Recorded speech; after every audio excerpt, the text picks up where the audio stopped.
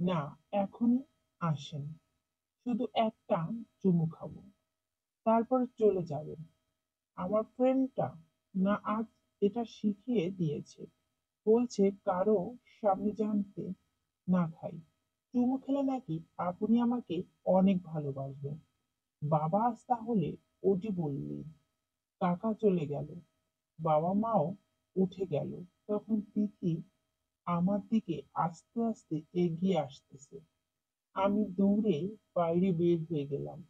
পিছে পিছে তিথিও দৌড়ানো শুরু করলো। দাঁড়ান দাঁড়ান, শুধু একটা খামো। তিথি ও যখন দৌড় দিছে আমি তখন দাঁড়িয়ে গেলাম। রাস্তায় গেলে আবার আরেক ঝামেলা। আমি স্ট্যাচু হয়ে দাঁড়িয়ে আছি। সে তার কাজ সেরে চলে গেল।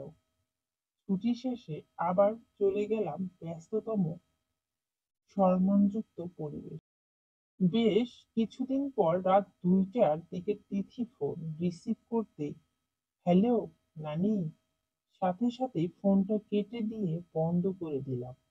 বিয়ের প্রায় ১ বছর হচ্ছে, এখনো তার নানি কি বলল তা নিয়ে আমার সাথে কথা বলতে হবে। মনটা খারাপ করে ঘুমিয়ে পড়লাম। পরদিন সকালে ফোন খুলতেই তিথি ফোন থেকে মেসেজ, নানি আর নেই। যত দ্রুত পারেন আপনি বাড়িতে আসেন। আমি প্রায় পাগল হয়ে গেলাম। তাহলে তিথি রাতে নিজেকে ক্ষমা করতে পারছিলাম না। আমার হাত থেকে ফোনটা পড়ে গেল। কিভাবে বাড়ি পৌঁছালাম আমার ঠিক খেয়াল নেই। পরে জানতে পারলাম আমার ফ্ল্যাটে সাফেদ ভাই আমাকে নিয়ে এসেছে।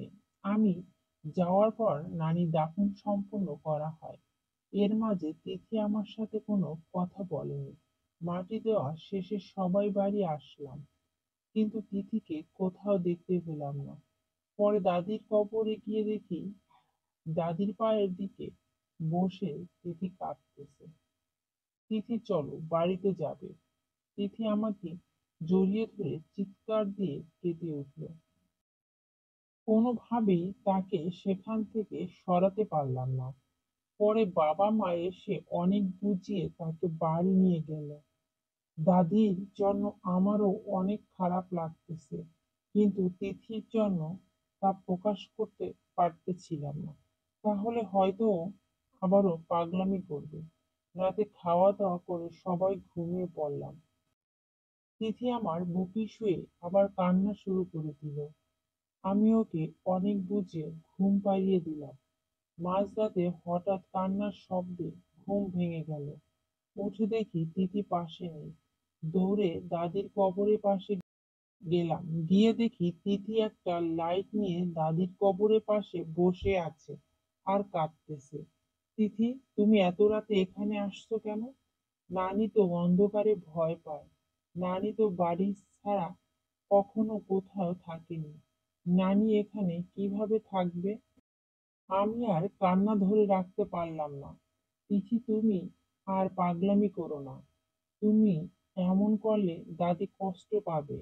বাবা মাও কান্না আওয়াজ পেয়ে চলে এসেছে। পরে তাকে আবার বাড়িতে নিয়ে গেলাম। তিথি এমন অবস্থা দেখে ওকে বাবা মা আর ফুপু মানে আমার শাশুড়িও তাকে বাড়িতে রাখতে চাচ্ছে না। তাই আর আমরাও, ও মনে হলো বাড়ি থাকলে ও আরো ভেঙে পড়বে।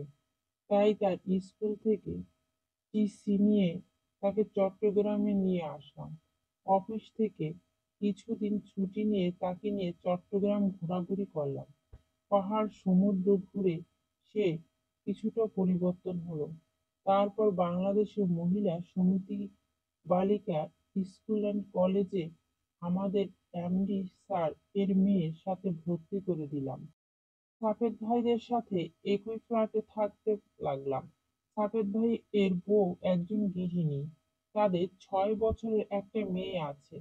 কিছুদিনের মধ্যে তিথির সাথে ভালো ভাব জমে গেল। আমি সকালে অফিসে যাওয়ার সময় তিথিকে স্কুলে দিয়ে যাই, আবার আসার সময় নিয়ে আসি। এভাবেই দিনগুলো ভালোই যাচ্ছিল। একদিন তিথি স্কুলের আগে ছুটি হয়ে যায়, তাই আমায় বলে বাসায় চলে। অফিস শেষে বাসায় ফিরতেই দারোয়ান বাড়িওয়ালার সাথে দেখা করতে বলল। রুমে এসে দেখি তিথি পড়তেছে। আমায় দেখে উঠে এসেই জড়িয়ে ধরল। প্রতিদিনই কেমন করে, যতক্ষণ বাসায় থাকি ততক্ষণ। আমার হাত ছাড়তে চায় না। দাদি নাকি এটা বলে গেছে। অবশ্য দাদি মারা যাওয়ার পর তিথির মাঝে অনেক পরিবর্তন আসছে। আগের মতো তেমন বেফাঁস কথা বলে না। কপালে একটা চুমু দিয়ে টেবিলে বসিয়ে বললাম যে একটু বাড়িওয়ালার সাথে দেখা করতে হবে। আমি দেখা করে আসি। না, আপনি যাবেন না। তিথি, কেন? এমনি। না, এমনি না। আমায় না কয়টা অঙ্ক করে দিতে হবে। তিথি, আচ্ছা, এসে করে দিচ্ছি। না, আমায় এখন করে দিতে হবে। অঙ্ক করা শেষ হলো। আচ্ছা, তুমি বাকিগুলো করো, আমি আসতেছি। ফিজিক্সটাও একটু বুঝিয়ে দেন। এভাবে করতে করতে রাত ৮টা বাজিয়ে ফেলছে। প্রায় সব সাবজেক্ট পড়ানো শেষ, তারপরও যেতে দিচ্ছে না। তারপরও ধমক দিয়ে বসিয়ে দেখা করতে গেলাম। সালাম দিতেই গম্ভীর মুখে আমার দিকে তাকায় লোক। আমার হাতটা ধরে টেনে ছাদে নিয়ে গেল। দেখো নিলয়, তোমার বউ আমার ছাদে কি অবস্থা করেছে। সবগুলো ফল ছিঁড়ে ফেলেছে। আর এদিকে আস, দেখ গাছটার কি অবস্থা করেছে।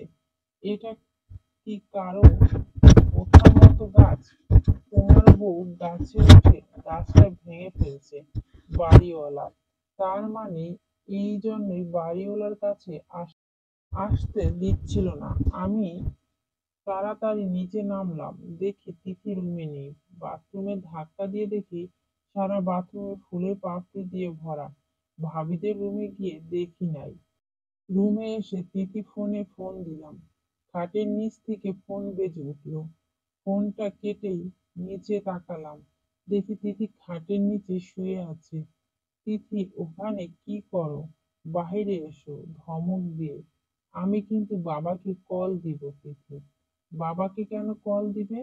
আমি, আপনি মারবেন বলেই চিৎকার করে কান্না শুরু করে দিল। কান্না শুনে পাশের রুমে ভাবি চলে আসলো। কিরে নিলয়, কি হয়েছে ভাবি? আরে ভাবি, কিছু হয়নি।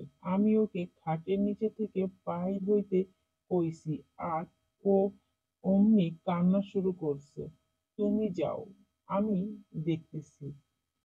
আমার ভুল হয়ে গেছে, আমি আর কখনই করব না। তিথি, আচ্ছা ঠিক আছে, এবার বাইরে আসো। আগে বললেন মারবেন না।